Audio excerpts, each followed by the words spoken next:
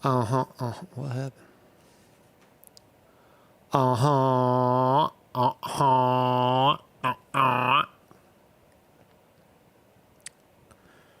A check it one, a check it two, a check it one, a check it two.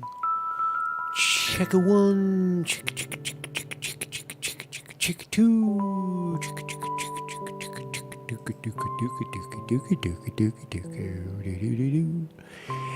Welcome everybody, welcome to the program, welcome. Today is February 9 in the year 2023. 2023. Welcome to the program, welcome to the program. We're gonna explore the world of lefty lies today. Lefty lies. The liars. Liars, liars, liars. Pants on fires. Is it just the left? Is it everybody lying? Politicians lying left, right, and center? Are we the only ones left? Are we the only ones left to report the real news? What's really happening in the goddamn world? Is there anybody out there? Welcome everybody, Marcus Conte reporting. Hey man, so how are you? How are you? So it looks like a lot of lefty lies circulating around. I was moved by Miss AOC, Alessandra Ocasio-Cortez.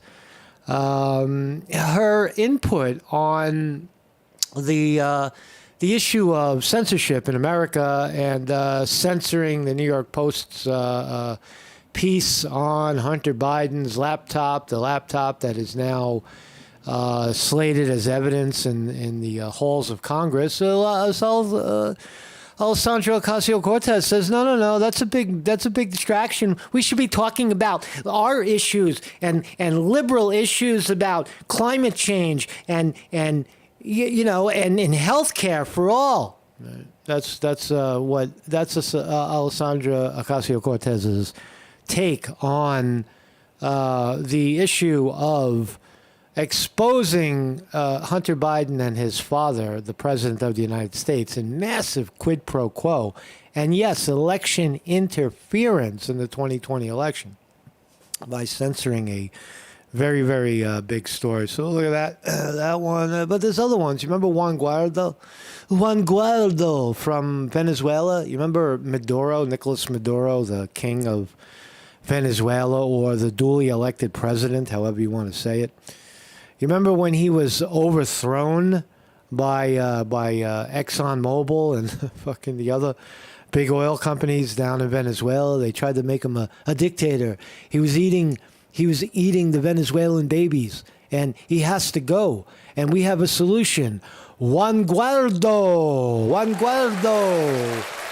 We have someone who can step in for the duly elected president of Venezuela, Nicolas Maduro.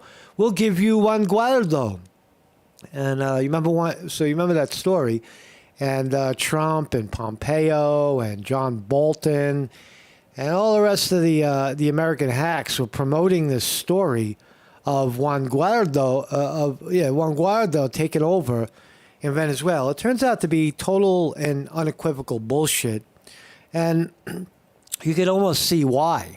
You could see why the U.S. was interested. They were holding $2 billion with a B, $2 billion in Venezuelan gold in the Bank of England, and since Maduro is back in power or never really left power, the Bank of England is saying, no, we're still not going to give back the $2 billion in gold. So you could see the hacks. Venezuela was being hacked by the West, in the sense of stealing the oil under their feet. They have the largest oil reserves in the world. They give oil and gas to their people for pennies. Literally. You could get gas is like it's cheaper than water in Venezuela because they have their own supply. Right, and U.S. and big oil, they don't like that shit, man. They don't like. They don't know. You gotta bow to us, and then we sell it on the international market. We can't have Venezuela selling oil under the table. So the U.S. had the interest in the oil, England had the interest in the gold, and the whole story flopped. It flopped because Maduro is not a fucking violent dictator oppressing his people. It's a Venezuela is a very, very peaceful place. And in fact, he was, again, duly elected by the people. Nobody cared. So anyway, we'll look at that story. And it's really about stealing oil and gold from Venezuela and nothing else, really. Nord Stream 2, the pipeline explosion. You remember the explosion in the Baltic Sea? Venezuela. The Russians were saying the Americans did it. The Americans said unequivocally the Russians did it. The British said the Russians did it. Well, it turns out that there was a carefully orchestrated plan, according to, what's this guy, Cy Hirsch? Is that his name? Seymour Hirsch. Seymour Hirsch. Oh yeah, the big intellectual is now saying, this is my thumbnail, by the way. The big liberal Seymour Hirsch is now declaring that it was, in fact, the United States who blew up the fucking pipeline. Finally. And who told you that first? Who told you that first? When we first looked at the story, it didn't make sense. Why would Russia blow up its own pipeline? Because they didn't blow up their own pipeline. It was either the British or the Americans. And now Seymour Hirsch did a deep dive, and now it's pretty much clear that the U.S. did it. And, it's crazy. Think not only did they do it, but how they lied to the American people. Oh, we have no idea what happened. Oh, it must have been Russia who blew up their own pipeline because they wanted to create dissent in Europe. Stupid thinking. And, the lies, your government lies to you, lied to you about acts of war. Blowing up someone's pipeline is an act of war. It's not your pipeline. It has nothing to do with you. And why did you blow up the pipeline? It was between Germany and Russia, and the United States felt privied enough to blow up the fucking pipeline and almost start, or maybe still has started a world war over oil, over the selling, not oil, but selling of natural gas. So fascinating story there. And, John Fetterman. John Fetterman, you remember the incoherent senator from Pennsylvania who beat Dr. Oz for the Senate seat, tilted the Senate in favor of the Democrats, couldn't win. Fucking Dr. Oz couldn't beat a guy that just had a fucking brain hemorrhage and can't think and can't speak. And Oz, the Republican, couldn't beat him. It was a bad candidate, Oz. I saw the rally. I didn't like him. I thought he was just, there was high energy before the event started, and then he started to speak, and the fucking energy just went to nothing. So Oz, bad guy, and John Fetterman is back in the hospital because he can't. He went to the fucking gathering at the Congress the other day. State of the Union. He was at the State of the Union, and he felt a little faint. John Fetterman did, and he got hospitalized. Right? Well, the guy just had a stroke, and he can't speak, he can't write, and now he's back in the hospital. So but do you really need to speak and write and have a brain to be a senator? I don't think so. Most of them don't have it.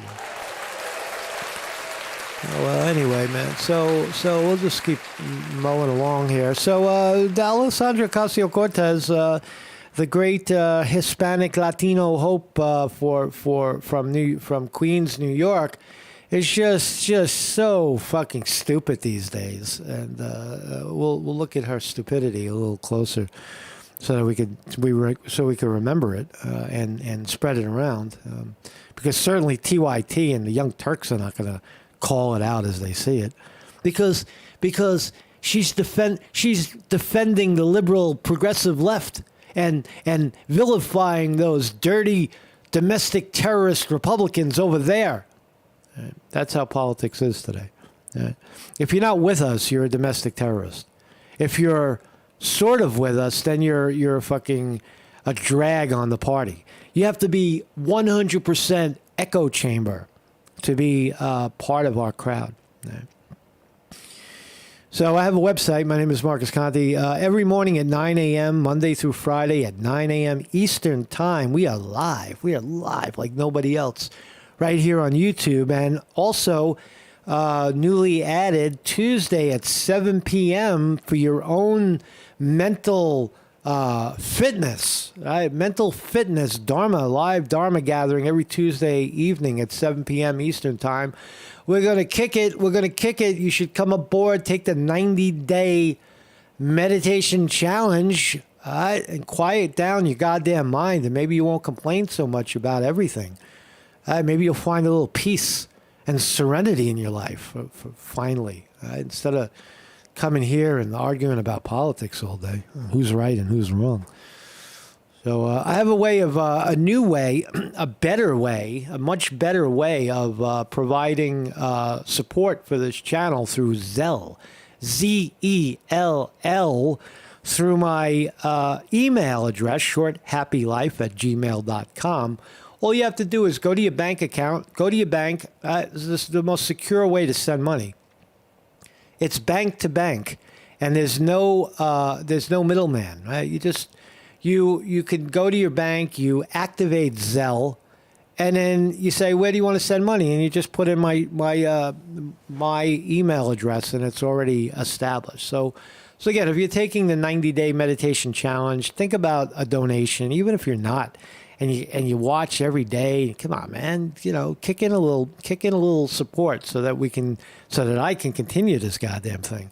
I don't care if it's $1 or $1 million. It's all the same as long as you give a little bit of something. So that's what's going on there. And so let's start here. So imagine Bali, right? I have a lot of friends that went to Bali down there in Indonesia. They go surfing in Bali, and outrageous, outstanding surfing.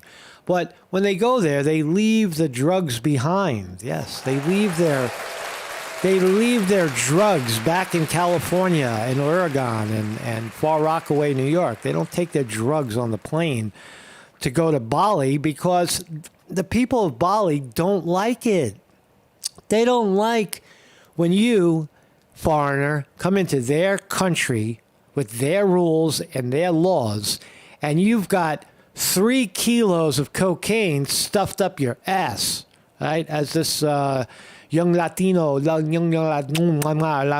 Brazilian Latino, Manuela Victoria de Arugula Falasas. Right, so this chick, 19 years old, right, think about how stupid it is, right? Is facing the death penalty. Death. Firing squad. You get the firing squad in Indonesia for smuggling cocaine into their country where they don't like it. Forget about cocaine per se as being something dangerous to humans or not dangerous or whatever your opinion of it is. Here in the United States, it's almost, you want to kill yourself, go ahead. But in Indonesia, they don't want you getting off the plane with 3 kilos of cocaine. But this chick did it anyway. She did it anyway, and they caught her, and she has the balls. Well, I don't know if she has balls, but she has the audacity to say that she was only visiting the island to visit temples where monks pray for the sick, as her mother recently suffered a stroke, the Bali Times reported. So you got 3 kilos of cocaine in your case, and you're going to Bali to pray with monks? I'm not buying it. They said that she could pray in the temples to ask for her mother's healing. So she's saying they got her, and she's trying to say that she flew from Brazil to Qatar, And the drugs were detected when she got off the plane. And, so another guy, 52-year-old guy, he got 8 months in a rehab in Bali for smuggling 8 grams of heroin and half a gram of methamphetamine in a condom. That's enough for human consumption. But this skinny little Brazilian girl is not going to use 3 kilos of cocaine. That's 8 pounds. 8 pounds of cocaine. That's a lot of fucking cocaine. Yo. So do we feel sorry for her? Do we feel sorry for the little girl who made a mistake at 19 and she wanted to help her mommy in Brazil, in Indonesia, and she figured she could get there and hawk the 8 pounds of cocaine to a local mob over there who would buy it up in a heartbeat. I don't feel sorry for her. I think she, look, it's not your country, right? Do it in Brazil. Go down to Brazil and sell your 8 fucking pounds of cocaine, and a lot of competition, right? So, congratulations to the Indonesian people for catching the smuggler. Because again, if you don't like it, don't go to Bali. Don't go to Bali if you don't like that. Also, the death toll, scarily, in Turkey and Indonesia, Turkey and Syria, is escalating. I think yesterday it was like 12,000. We're up to 17,000 dead. And here's a guy, poor guy, he's trying to get a rescue worker to help pull his brother out of the rubble. Imagine this, right? Imagine this was your house one day, and you come back, and now you're looking at a pile of rubble on top of your brother. Sad, very natural. Mother Nature, don't F with motherfucking nature, man. Mother Nature has a way of getting you, man. Karma. Right? But to me, the big story is when Syria was having a problem with Russian tanks and other foreign tanks rolling down its streets, the United States was quick to donate $500 million, $1 billion, $5 billion, $10 billion, guns, bombs, ammunitions. Let's go, war with Russia. When that was happening, United States was piling money in. Now they're not even going to bother. They're not even sending a fucking lick of help to Syria. The U.S. is sending some support to Turkey, who is, arguably an ally. So Turkey's a very peaceful, Muslim country right in the middle of all that. And but not Syria. Syria, we'll give the money to the half of the people in Turkey that got walloped by the earthquake, but not in Syria. It just shows you the way this country really operates. It's like, we want to help Syria liberate itself from Russia, and we'll donate tens of billions of dollars to make that happen. But if you have an earthquake, we're not even going to send you a fucking sandwich, right? We're not giving you anything. We're gonna choke you out because you didn't play ball with us when we told you to play ball, or you didn't play ball with the rules that we say you're supposed to play ball. You didn't kill the dirty Russians hard enough, and so you're not getting anything when you suffer from an earthquake, right? Yeah, we're a superpower, all right. Yeah, we're the first world, okay. First world nation, America.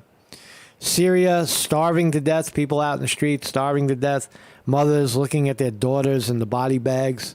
What a fucking mess. What a fucking natural disaster mess. We should be over there. There should be American flags all over the place. We support you. We have the resources to help you. How much fucking problem could it be to help the people of Syria feed themselves until it's over? Set up a couple of tents with heat so they don't have to sit outside in the fucking cold. U.S. isn't doing it. They're not doing anything in Syria.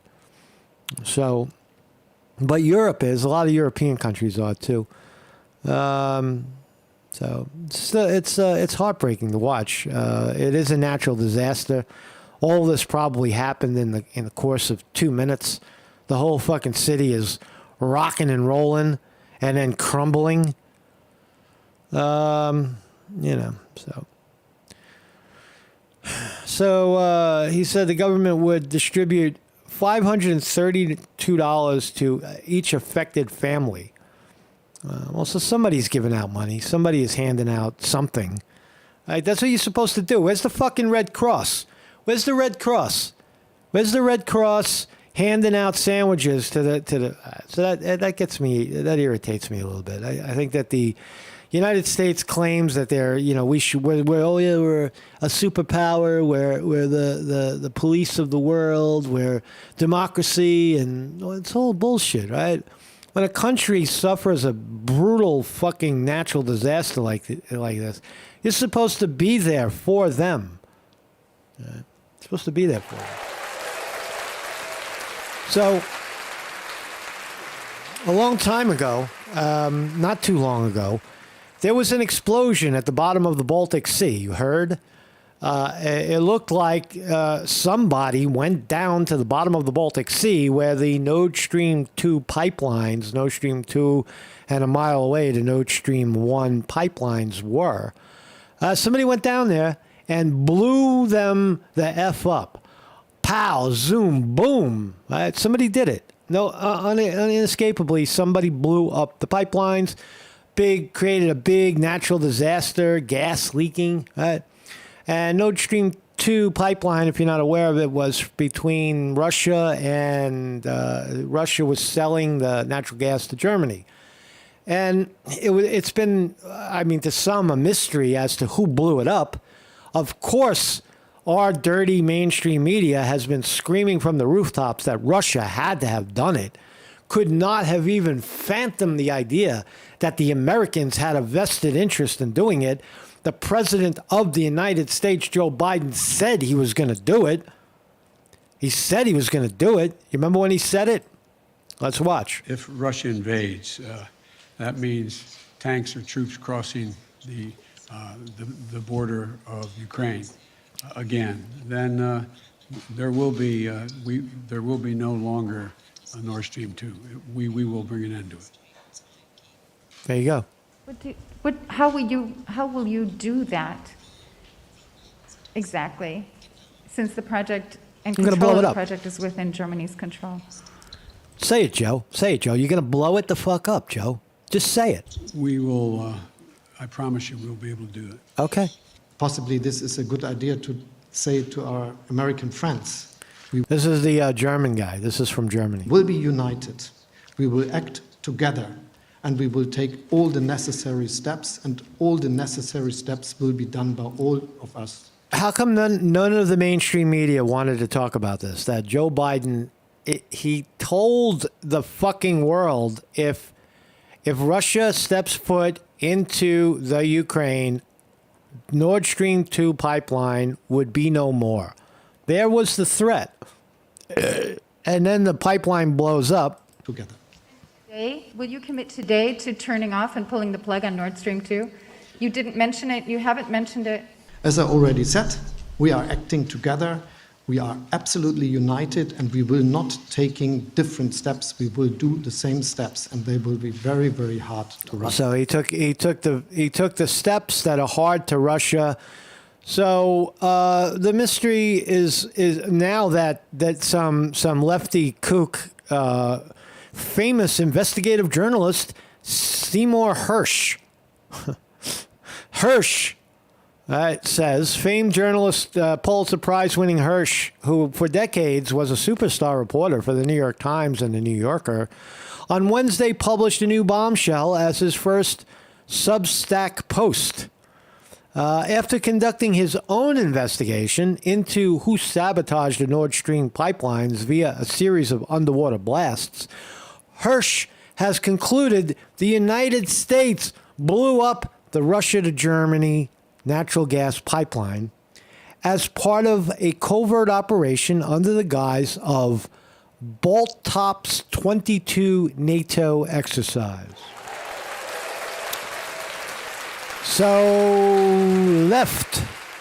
lefties, one of your own. These guys about to get vilified.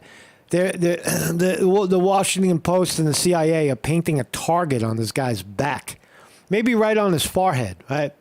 So stand by for Seymour Hersh's pedophile case coming to a theater near you. Seymour Hersh, oh yeah, he was a journalist, but now he's a pedophile, and he raped his interns in the office, and he likes little boys. Watch, it's coming. It's absolutely coming. Hersh relied on unnamed national security sources. Whatever. You didn't need to know much about this. The President of the United States said it. He said it. So he believes the Navy proposed using a newly commissioned submarine to assault the pipeline directly. The Air Force discussed dropping bombs with delayed fuses that could be set off remotely. The CIA argued that whatever was done, it would have to be covert. Everyone involved understood the stakes. Yeah, because you don't have any jurisdiction in the Baltic Sea to blow up someone else's business, U.S. And even England, what fucking right does England have to do it? You see how the United States cleverly sides with Germany. That's one half of the deal. So the United States is acting on behalf of Germany, who's got a gun to their head, saying, no. You cannot buy natural gas from Russia.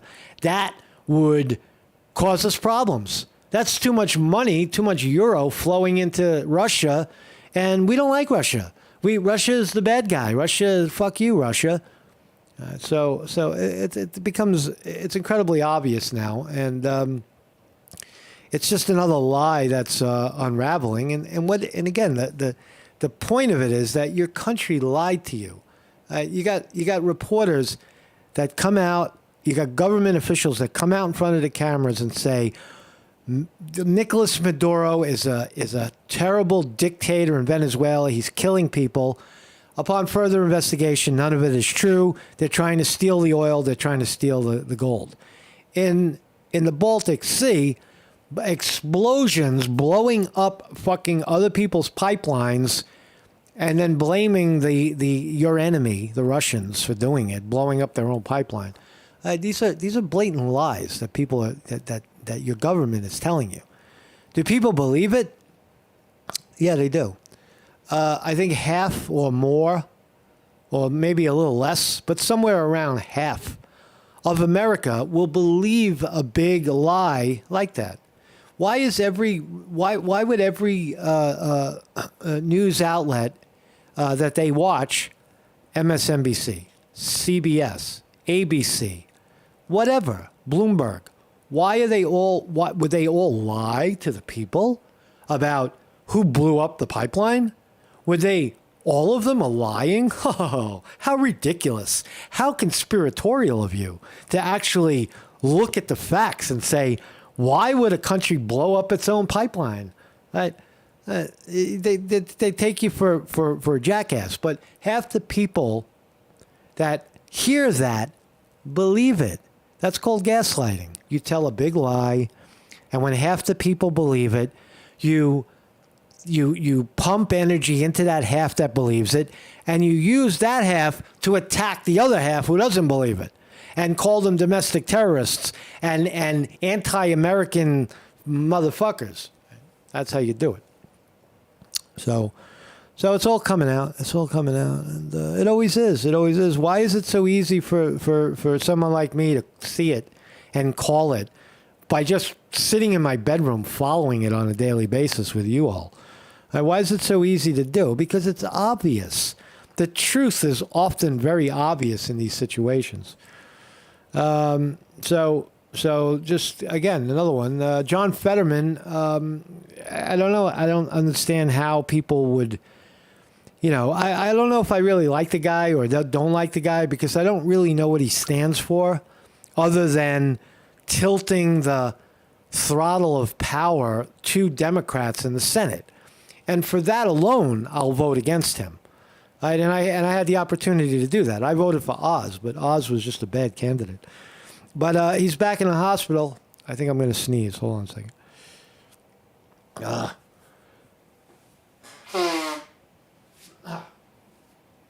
Excuse me. So John Fetterman, if you don't know who he is the newly elected senator in the great state of Pennsylvania. And he ran against Dr. Oz, the TV talk show host on the Republican side. And he won. But months before the election, he had a brain fucking stroke, man. He couldn't read. He couldn't speak. He couldn't understand language. Right? And he didn't pull out, and he still ran for senator, and he won. So he was at the State of the Union the other night. There he is with all the other politicians. He's actually got a respectable suit and tie on. And it looks like he shaved his head a little bit to make him, fucking blend in a little bit. But he took he was sent off to the hospital right after the event and spent the night there. So it doesn't look good for John Fetterman. Nobody wants to wish, badness on this guy. John Fetterman was hospitalized Wednesday night after feeling lightheaded at the end of the State of the Union. According to communication director, he is in good spirits and talking with staff and family. His symptoms do not appear due to a new stroke, so they appear to be part of the old stroke. In May 2022, days before winning the Democratic primary in Pennsylvania, Fetterman suffered a stroke. It was days before. I think it was like a month or two. He was well liked, I guess. The liberals like him. I don't really have an opinion. I probably would like his policies more than Oz.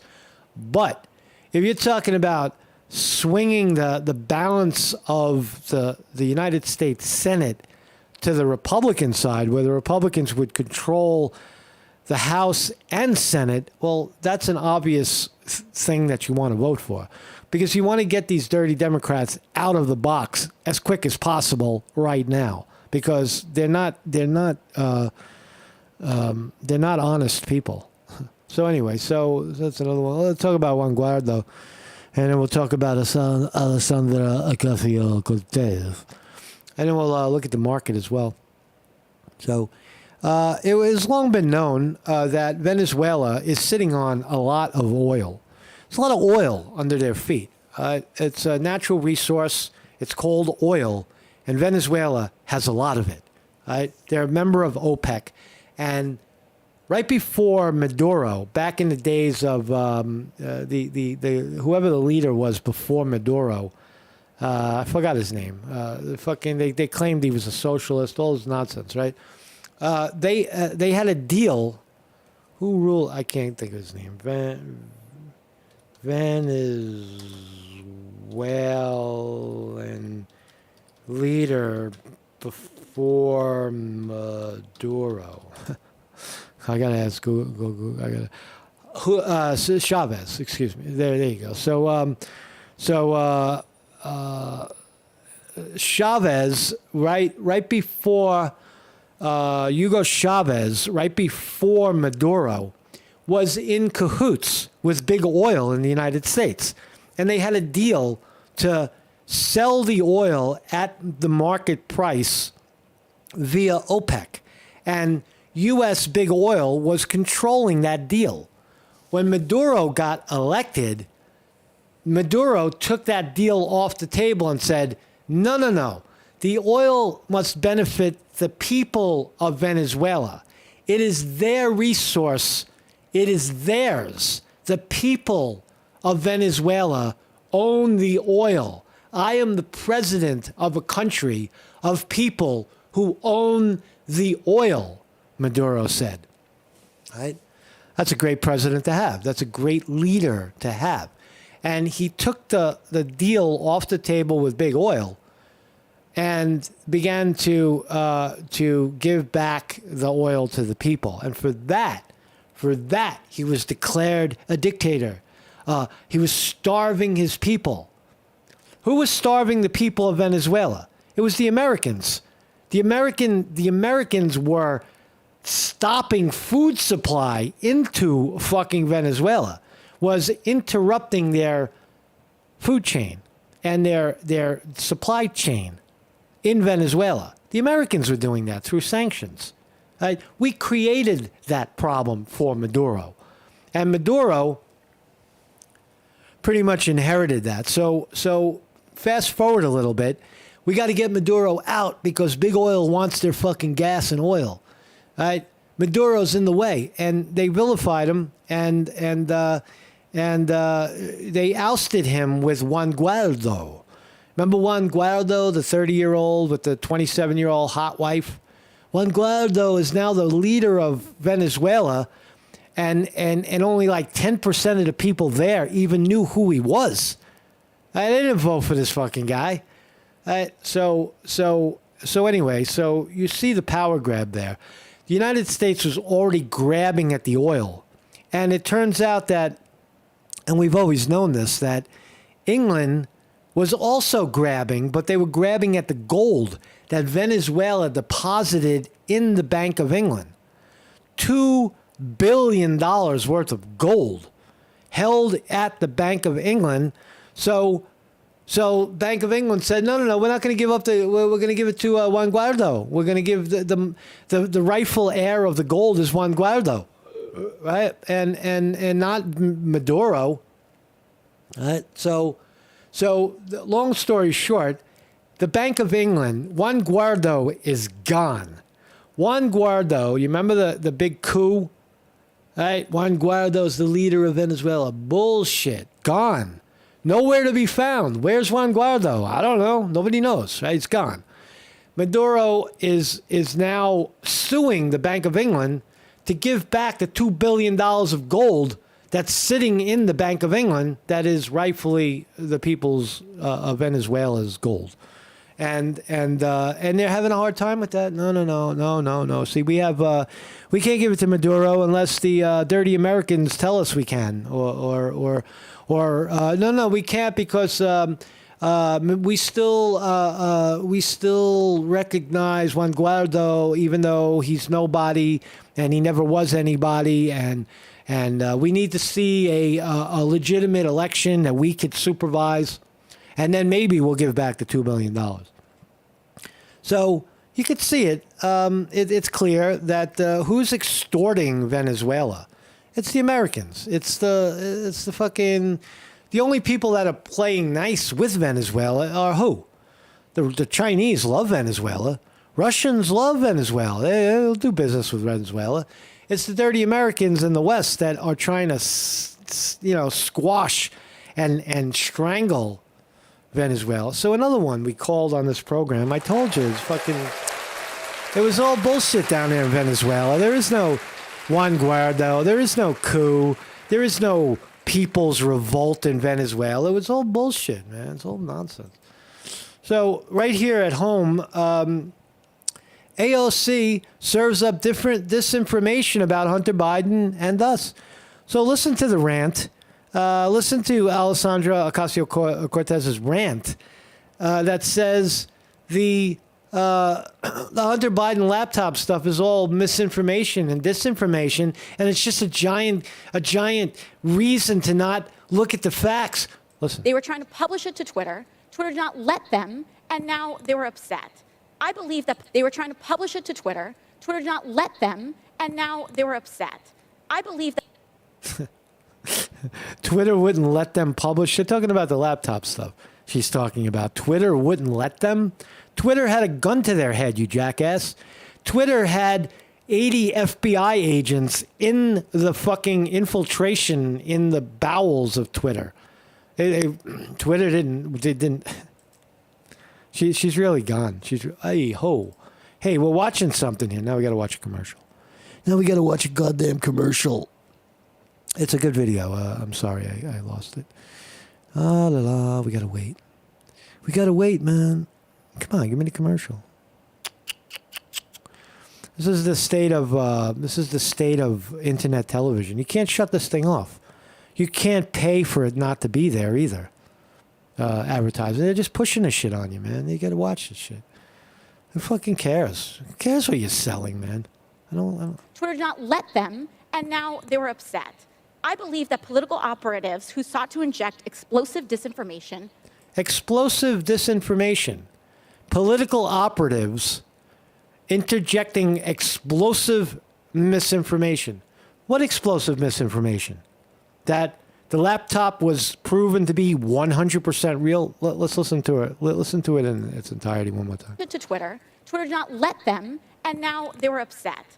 I believe that political operatives who sought to inject explosive disinformation with the Washington Post couldn't get away with it. And now they're livid. And they want the ability to do it again. They want the ability to inject this again. So they've dragged a social media platform here in Congress. They're weaponizing the use of this committee so that they can do it again. A whole hearing about a 24-hour hiccup in a right-wing political operation. A right-wing political operation. That's how she sees it.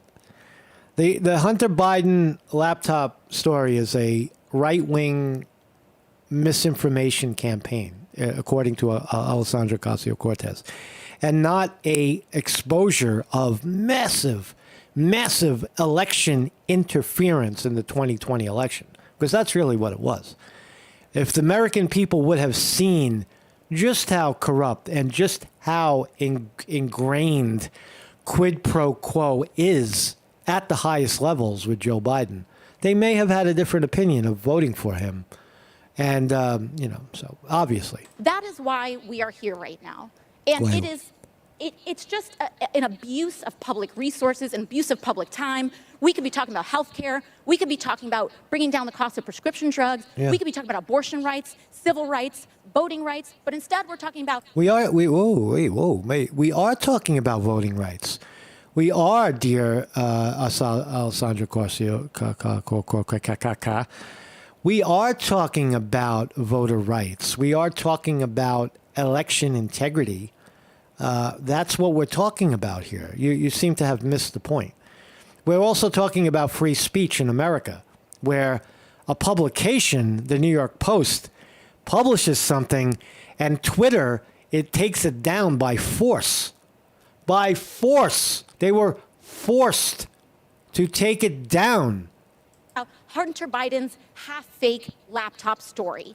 It's not half fake. It's completely real. Half-fake laptop story. Civil rights, voting rights, but instead we're talking about Hunter Biden's half-fake laptop story. Half fake laptop story. Why is it half fake? Why is it fake at all? Why don't you look at the details? And why don't you salute the people that are bringing this to everyone's attention? Oh, because it hurts your guy. It hurts your guy. It hurts your Joe Biden guy. I thought you were the big rebel. Oh, it's Alessandra Ocasio-Cortez I was the big rebel. I'm going to get elected, and I'm going to run outside of the party, and I'm going to bring the Democratic Party to heel so that all the progressives get exactly what they want on health care and the climate and race and all this other nonsense. All right? And election integrity, but our way, not their way. Not their way. So you can see the incredible hypocrisy involved there. I believe she believes that the Hunter Biden thing was fake. It's all fake. Anyone paying attention in October 2020, when we first posted the story, knew it was real, says the New York Post. Of course we did. Of course we knew it was real. Instead, right now, they're going after anybody who exposed it. The New York Post is probably going to get sued by the Biden administration for weaponizing the son's laptop. So you can't make up these stories. It's the left unhinged. So, ding, we're open. We're open. What's going on? Where are we? Oh, my God, we're up. All right. Morris Conti reporting on the state of the economy right now. Looks like the Dow, we're doing good. We're 12 minutes into the session. NASDAQ is up 122. We love to see that. Dow Jones Industrial Average up 238. S&P 500 up 31. And on the big board, Apple up $1.62, Amazon up 91 cents, Google down $2.70. Come on, Google. Come on, Google. Let's go, YouTube. Facebook up another $2.70. Microsoft up $3.50. Tesla, under the supervision of Elon Musk, up $6 a share. Rivian topping $20 a share, on its way to $200. Rivian, buy. Rivian. That's the one I'm touting right now. I think Rivian, watch, I'm telling you, in 2 years, people are going to come back and say, Conti, man, if I just would have listened to you, if I would have listened to you with just that one stock, man, Rivian, I'd be fucking set right now, man. If I would have bought 1,000 shares of Rivian at 16, I'd be living in a mansion, fucking 25 acres down in Texas. Right. But that's true. So Pfizer, Lockheed Martin, Raytheon, war stocks are up this morning. Everything is green. Pfizer, Moderna, Johnson & Johnson, the people that give you the holiest of holy vaccines for your arm and your friend's arms and your grandmother's arms to inject yourself so that you can stay safe and keep 6 feet from everybody. The people that make money on that kind of crap, Pfizer, Johnson & Johnson, Moderna, all up at the moment this morning. And so there you go, man. There you go. Thank you all for joining me. Mark Scante reporting. Welcome. So we're living in crazy times, right? When you look at it, truth. What is truth? Truth doesn't matter anymore. It becomes, I think Alessandra Ocasio-Cortez is a great example of it. A young, aspiring congresswoman. She beats a very, very prominent Democrat for her seat in Queens. She goes on to be a progressive congresswoman. And you could see that the longer she's there, the more she resembles the Democratic Party elite. There's no difference between Adam Schiff's opinion of the Hunter Biden story and Alessandra Ocasio-Cortez's depiction of what happened. They're the same.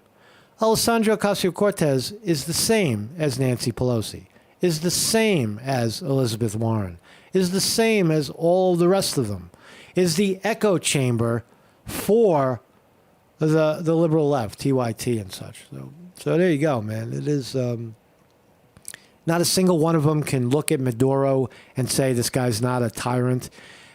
Give back. Not a single American is saying big oil, get out of Venezuela, and England give back the fucking $2 billion in gold already.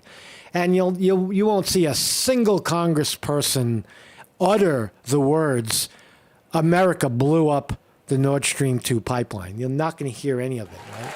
But it's all true. It's all true, and you're a great nation, man. So thank you all for joining me. My name is Mark Scante. We'll see you guys tomorrow, man. See you guys tomorrow. Have a great day, man. We got a wintry mix here in northeast Pennsylvania. It's fucking raining and cold. Cold and raining. It's cold and raining in your part of the woods. Thanks, everybody.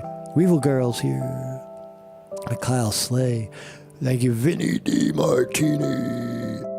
Vinny D. Martini. On the wrench.